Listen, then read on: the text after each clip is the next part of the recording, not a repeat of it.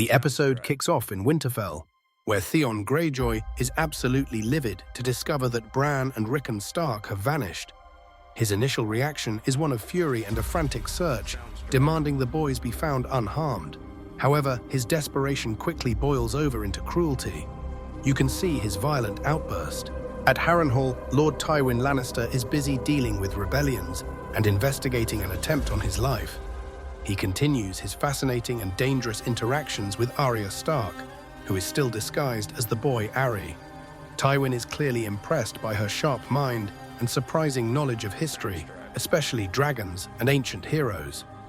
Their conversations are a subtle dance of wits, but Arya's clever answers also increase Tywin's suspicion about her true identity. See one of their telling exchanges about history. Meanwhile, in the stifling confines of King's Landing, Sansa Stark endures continued hardship. She has a chilling encounter with the Hound, Sandor Clegane, thanking him for saving her. His response is unsettling, telling her she'll eventually be grateful for his hateful nature. You can see the Hound's disturbing exchange with Sansa. Far to the north, Jon Snow's journey with the captive Wildling Ygritte continues. Their dynamic is charged with tension and unexpected flirtation. Ygritte constantly challenges Jon's vows to the Night's Watch, tempting him with the freedom and pleasures of life beyond the wall. Their tense back and forth reaches a head, leading directly to Jon's capture by a larger group of wildlings. Watch the moment Ygritte signals her companions. Tragically, Sansa suffers a brutal assault in her chambers later in the episode. Following this trauma, she receives a visit from Cersei Lannister. Cersei offers Sansa cold, cynical advice about marriage and motherhood, drawing on her own painful experiences with Robert Baratheon and highlighting her fierce devotion to her children.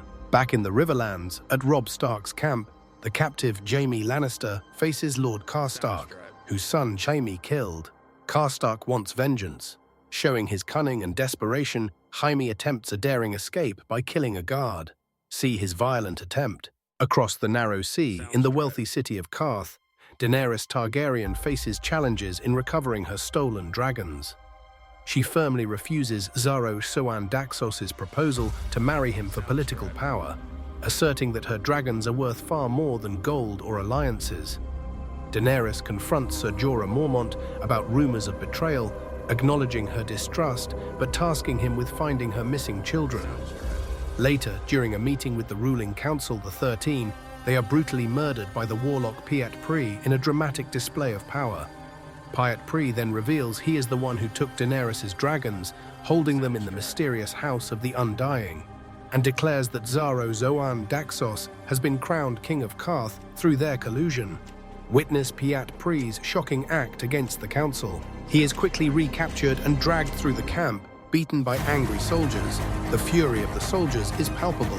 Later, Catelyn visits Jaime in his cage for an intense confrontation.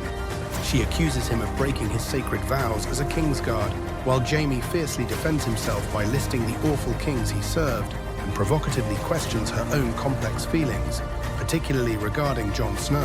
Finally, we return to Theon Greyjoy at his newly captured Winterfell. To solidify his terrifying authority and quash any dissent, Theon addresses the townspeople and reveals his extreme measures. He has brutally executed prisoners, hanging them from the walls for all to see. This shocking display cements his transformation into a cruel and feared lord. See the dark final moments of his storyline in the episode.